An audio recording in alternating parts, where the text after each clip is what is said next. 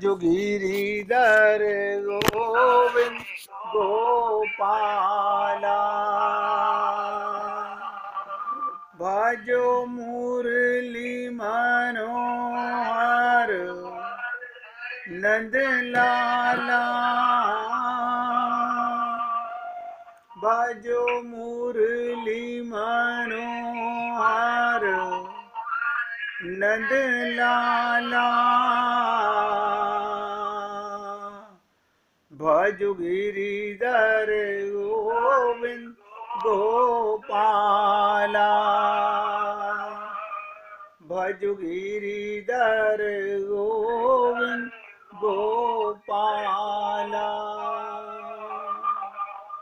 भजो मुरली मनोहर नंद लाला भजो मुरली मनोहर नंद लाला भजो गिरिधर गोविंद गोपाला भजो गिरिधर गोविंद गोपाला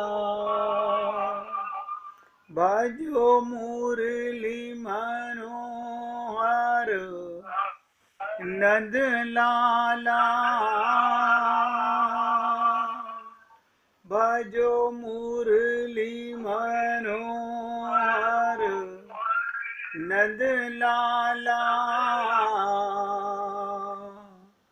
भजो गिरिधर गोविंद गोपाला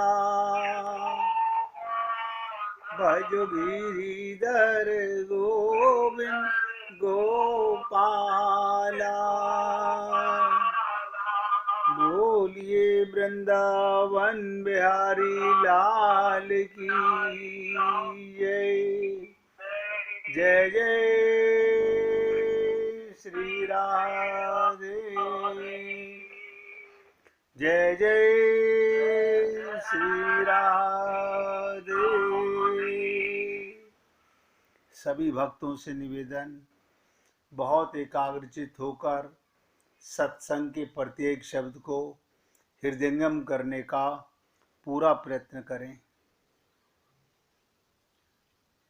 मौका मिला है भगवत कृपा से, सत्संग मिल रहा है भगवान की कृपा से, और भगवत प्राप्ति होगी भगवान की कृपा से।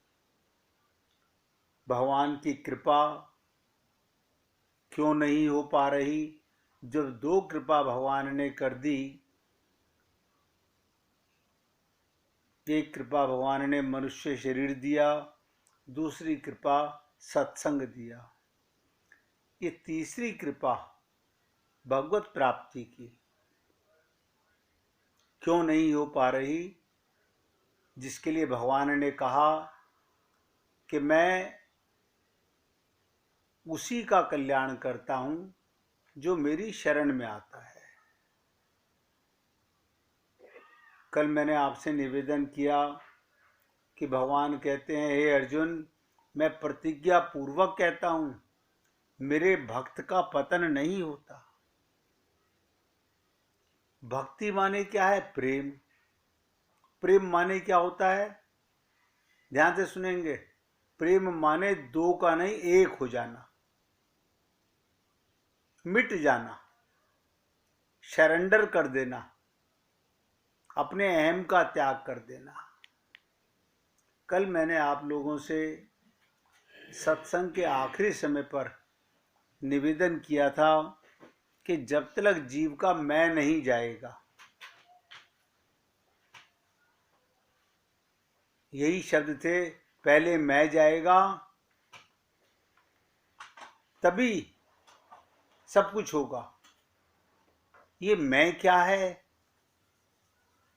ये भी कल आपके सामने चर्चा की गई। मैं भगवान के लोक में कब जाऊंगा, मुझे भगवत प्राप्ति कब होगी? जब मैं नहीं रहूंगा, मैं नहीं रहूंगा क्या मतलब? अहंकार नहीं रहेगा, अहम नहीं रहेगा, अभिमान नहीं रहेगा, अज्ञानता नहीं रहेगी।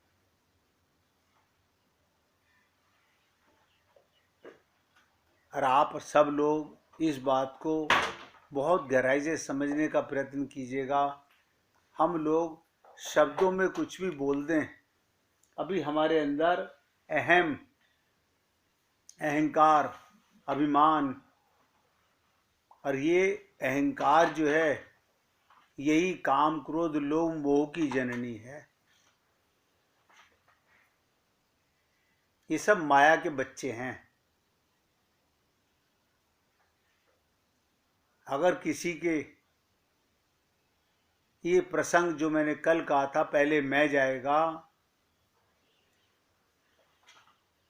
इसका तात्पर्य क्या था?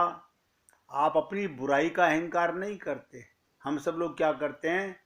अपने अच्छे कर्मों का अहंकार, ये तो मैंने किया है, मंदिर तो मैंने बनवाई है, धर्मशाला तो मैंने बनवाई है, दान तो मैंने किया है, पूजा तो मैंने की है। ये भी नहीं होना चाहिए।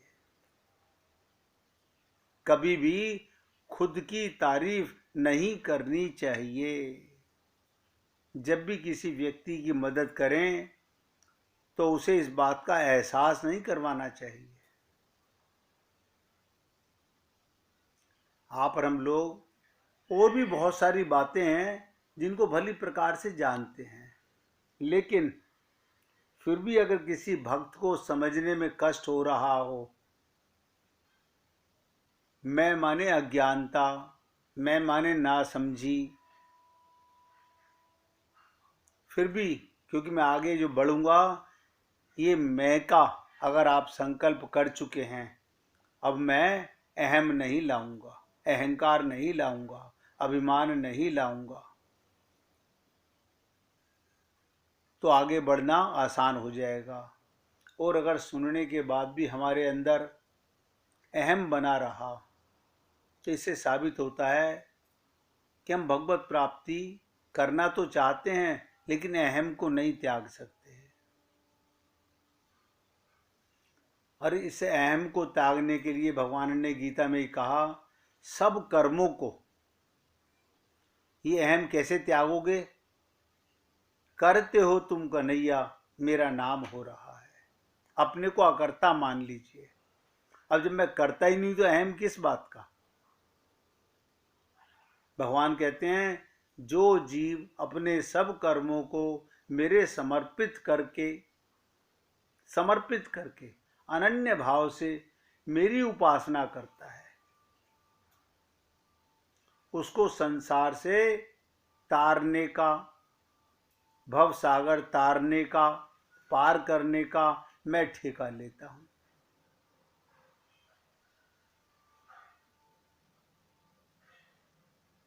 बताइए, भगवान ठेका लेने को तैयार है।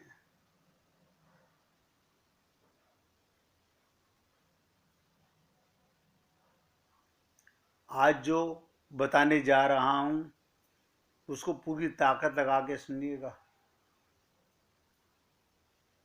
अर्जुन, वैसे तो मैं सबके लिए समदर्शी ही हूं। भगवान कहते हैं, मैं समदर्शी हूं, सर्वद्रष्टा हूं, सर्वनियंता हूं। ना कोई मेरा मित्र है, ना कोई मेरा शत्रु है। फिर भी ये बात स्पेशल जोर दे के भगवान ने 9वें अध्याय का 29वें श्लोक में, ये भजंती तू माम भक्त्या, देखो भक्त के लिए क्या कह रहे हैं भगवान। कहते हैं, मेरे भक्त जो हैं, फिर भी जो मेरे भक्त हैं, जो सिर्फ मुझे ही अपना सब कुछ मानते हैं, उनमें मैं नित्य निवास करता हूं। वैसे तो सब में बराबर हूं। भगवान ने तो यहां तक कहा, अहम, मैं भक्त के पराधीन हो जाता हूं, अधीन हो जाता हूं। सोचिएगा,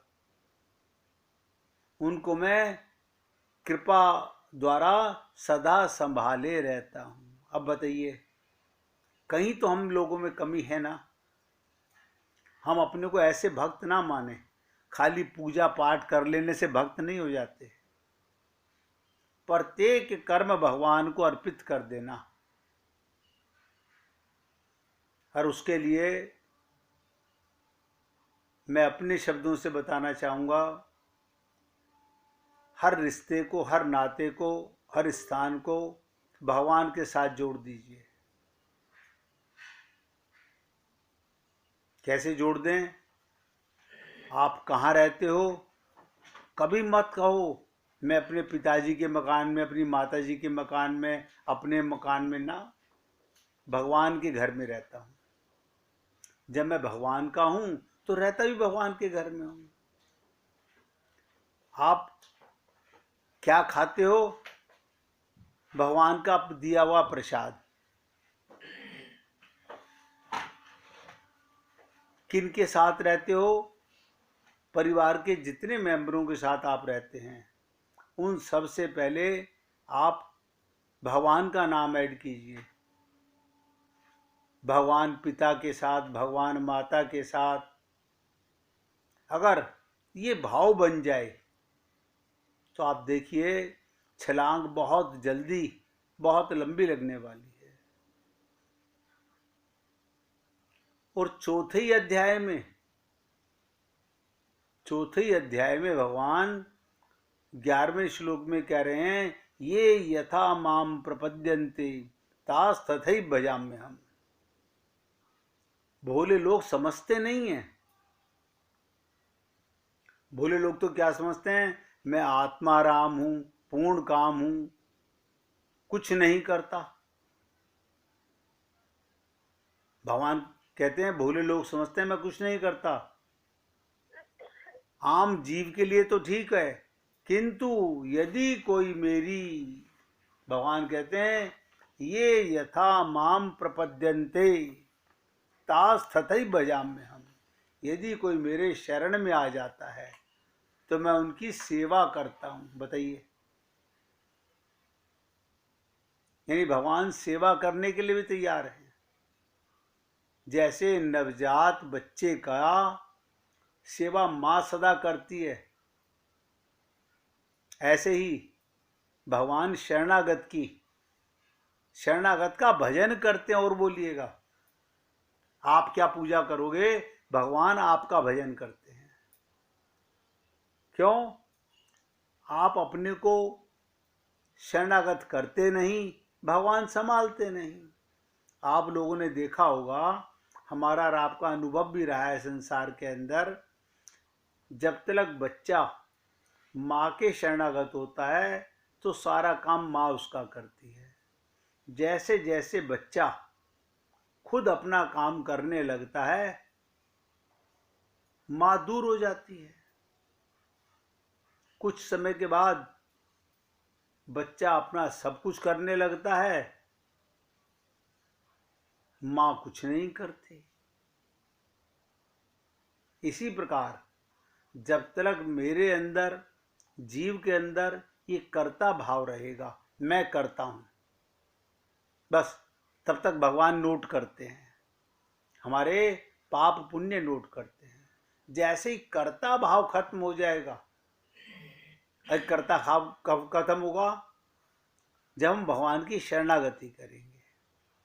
आप और हम लोगों को ऐसा लगता है कि हम गुरु और भगवान की शरणागति में हैं, लेकिन ऐसा है नहीं। अगर शरणागति में हैं तो अहम भाव खत्म हो जाना चाहिए, किसी से राग द्वेष नहीं रहना चाहिए। आपको यदि ये विश्वास हो जाए कि भगवान हम नगण्य जीवों का भजन केवल, बताइए, भगवान हमारा भजन करने को तैयार है, शरणागति मात्र से ही करते हैं, तो आप तुरंत शरणागत हो जाएं। आपको पता नहीं है, शरणागति का कमाल ही ऐसा है। और भगवान ने जो नहीं उम्मीद थी अर्जुन को, वो बात भी 18वें अध्याय के 66वें श्लोक में पूरी तरह से कहने का प्रयत्न किया गया। जो जीव, जो मनुष्य सर्वधर्मान परित्यज्य, अपने को कर्ता और ज्ञानी नहीं मानता, सारे धर्मों का त्याग करके, और हम लोग संसार के धर्मों को, संसार की बातों को अपने मन से अलग अलग, जी पूछिए भाई जी। भैया जी, शरणागति है या नहीं, इसकी पहचान क्या है? बहुत बहुत सिंपल सी पहचान है। शरणागति होते के साथ ही मैं खत्म हो जाती है, सब में भगवान नजर आने लग जाता है, और फिर भय नहीं होता। आप बताइए, बच्चा माँ की गोदी में है, सामने से शेर आ जाए तो बच्चे को डर नहीं है, बच्चा तो माँ से चिपट रहा है, माँ को डर लगेगा। उसकी रक्षा कौन करेगी? माँ करेगी। अभी हम लोग क्या करते हैं? भगवान से प्रार्थना करते हैं, प्रभु हमारी हमारी रक्षा करो। शरणागत को रक्षा मांगने की जरूरत ही नहीं है, विश्वास होना चाहिए, पूर्ण विश्वास। मेरे गुरु ने जो कहा, मेरे प्रभु ने जो कहा, वो सत्य है। हम लोगों के अंदर, आज आपने भाई जी बहुत बढ़िया प्रश्न पूछा है, विश्वास में कहीं ना कहीं कमी है। ये शरणागति की मूल आधार बता रहा हूं। देखो, जब आप लोग पूछते हो तो 4 बातें और निकलती हैं। विश्वास में कमी, अब बता देता हूं। हम लोग अपने पति पर, अपने माता पर, अपने पिता पर, अपनी पत्नी पर पूरा विश्वास करते हैं, जबकि उनका आप 100% ठेका नहीं ले सकते कि वो विश्वास सही है कि गलत है, लेकिन भगवान ठेका लेने को तैयार है। हमने शरीर माना तो शरीर के संबंधों में तो हमने विश्वास किया, लेकिन आत्मा मानते तो परमात्मा और गुरु के ऊपर विश्वास करते। शरणागति का कमाल यही है। कहते ना, जो जाकी शरण गयो वापे वाकी लाज। आपकी लाज नहीं जाएगी, भगवान की लाज जाएगी। गज ने शरणागति की, विश्वास से भगवान को पुकारा, सारा परिवार छोड़कर चला गया, तो भगवान को आधे नाम में आना पड़ा, क्योंकि भगवान को कहीं से चलकर नहीं आना था, भगवान तो अंदर ही विराजमान है। भगवान तुरंत प्रकट हो गए। आपने देखा, पांडव 5 पति, लेकिन जब तक अपनी बुद्धि का बल लगाया, अपने पतियों पर विश्वास किया, तब तक वो रक्षा नहीं महसूस कर रही थी। लेकिन जैसे ही उसने सबका विश्वास छोड़कर अपने नारायण को याद किया, तो भगवान को वस्त्र अवतार बनने में 1 सेकंड नहीं लगी। विश्वास की कमी है। भक्त प्रहलाद को देखिएगा, भक्त प्रहलाद ने, पिता ने कहा तलवार निकाल के, कितने तरीके अपनाए मारने के। जब हिरण्यकश्यपु राक्षसों को अपने पुत्र का वध करने के लिए भेजता था, तो राक्षस लोग सोचते थे, इतना निडर बालक कैसे है ये, इसको कोई भय नहीं, हम इसे मारने जा रहे हैं, इसे अग्नि में बैठा रहे हैं। क्या कारण था? विश्वास। ये है शरणागति। मीरा का देखो, मेरे तो गिरधर गोपाल दूसरो ना कोई, ये है विश्वास। उम्मीद करता हूं अब आप लोग समझ गए होंगे। और भगवान कहते हैं, सर्वधर्माणि परित्यज्य, कोई बुद्धि लगाने की जरूरत ही नहीं है। हम लोग मंदिरों में पंडितों ने बता दिया, तू सोमवार का व्रत किया कर, तू मंगल का व्रत किया कर, तू एकादशी। अरे बाबा, किस लिए? मैं ये व्रत क्यों नहीं कर रहा कि मैं भगवान की शरण चला जाऊं, अपने गुरु की शरण चला जाऊं? बताओ, मंदिरों में बैठे हुए पंडितों पर ज्यादा विश्वास है, अपने गुरु और अपने प्रभु पर विश्वास की कमी है। इसलिए भगवान ने कहा सर्वधर्मानि परित्यज्य माम एकम शरणम व्रज अहम त्वाम सर्व पापेभ्यो। बताओ, कमाल है। भगवान कहते हैं तेरे सारे पापों को, आप बताइए हमारे पास कोई रास्ता है अपने पापों को समाप्त करने का? अब भगवान कहते हैं जो मेरी शरण आ जाता है, मेरी शरण झूठ बोल के नहीं आ सकता। संसार से आप किसी से बोल सकते हो झूठ, उसे पता नहीं चलेगा, लेकिन भगवान से झूठ नहीं बोल सकते। इसलिए भगवान ने कहा कि सरेंडर करने वाले का, शरणागति होने वाले का अनंत जन्मों के या वर्तमान भविष्य के भी पापों का कुछ सोच विचार नहीं करना। हम लोग क्या कहते हैं, क्या मेरे पुराने पाप भी समाप्त हो जाएंगे जो मैंने इस जन्म में पाप किए? अरे बाबा, जब तक शरणागति नहीं की है तब तक हम पापी तो कर रहे हैं। आप बताइए, हम लोग गुरु किस लिए अपनाते हैं? हम लोग गुरु किस लिए अपनाते हैं? गुरु की शरणागति किस लिए अपनाते हैं? अपना कल्याण करने के लिए। लेकिन शब्दों में तो बोलते हैं। अब आपके सामने आपका गुरु कह रहा है कि तुम्हें ये कार्य करना है, और आपका पूरा परिवार कह रहा है ये कार्य नहीं करना। अब आपके लिए कितनी बड़ी मुश्किल आ गई। अब आप किसकी बात मानेंगे, किसकी बात नहीं मानेंगे? 99% लोग, अब परिवार के साथ रहना है तो परिवार की माननी पड़ेगी। ये शरणागति खंडित हो गई। नहीं है, मीरा ने ऐसा नहीं किया, उसने सबको त्याग दिया। कितनी कितनी बदनामी सहनी पड़ी, क्या क्या सुनना पड़ा अपने ससुराल में। कुल नाशिनी, क्या तेरे को ये चमार ही, जूते गाड़ने वाला ही गुरु मिला? लेकिन वो क्या जाने गुरु का मतलब, गुरु का अर्थ वो क्या समझे। इसलिए भगवान कहते हैं तू चिंता ना कर। अभी मैंने आपसे कहा था ना, शरणागति जाने वाले को भय शोक चिंता खत्म हो जाती है। अगर आप शरणागत भी हैं और चिंता भी करते हैं, इसका मतलब कमी है हमारे अंदर, है ही नहीं, झूठ बोलते हैं हम लोग। अर्थात शरणागति के पश्चात, सब नोट कर लें, देखो भाई जी ने पूछा है, सब नोट करें। शरणागति के पश्चात भक्त भगवान त्रिकाल के लिए निश्चिंत कर देते हैं, तीनों कालों के लिए निश्चित कर देते हैं।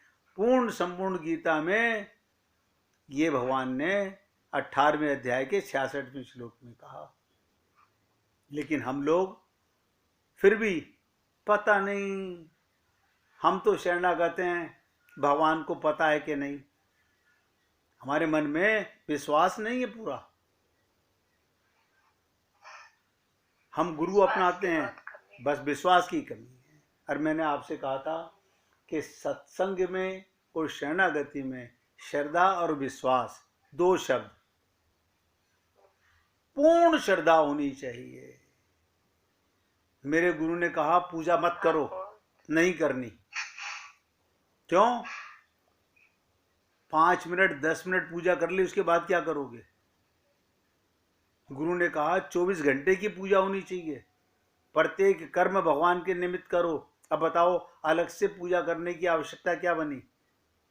ये तो हम धोखा दे रहे हैं ना, कि आधा घंटा तो हम पूजा कर रहे हैं, बाकी के समय संसार की चर्चा कर रहे हैं। प्रत्येक कर्म को भगवान के निमित्त कीजिए, अलग से कुछ करने की आवश्यकता नहीं है। इसीलिए गोपियों को भगवान ने कहा, मैं तुम्हारा ऋणी रहूंगा और तुम्हारे ऋण से कभी मुक्त भी नहीं हो सकता। इसलिए हे पुण्य आत्माओं, शरणागति सबसे सरल है। कुछ नहीं करना। देखिएगा, मल मूत्र में लिपटा हुआ बच्चा रोता है, मां डांटती है, फिर रोता है। वो अपना मल खुद साफ नहीं कर सकता। बच्चा केवल एक ही बात है, रोना। उसके पास एक ही शरणागति का है कि रोता है, और मां डांट के, मार के, पीट के आखिरकार उसे साफ भी करती है और उसे प्यार भी करती है। हम लोग अपने आप को शुद्ध करने का प्रयत्न कर रहे हैं। गंदगी का पता ही नहीं है। केवल शरीर के शुद्ध करने से कुछ नहीं होगा जब तक मन का शुद्धिकरण नहीं होगा। इसलिए मैंने आपसे शरणागति पर बहुत जोर दे के बताने का प्रयत्न किया गया है।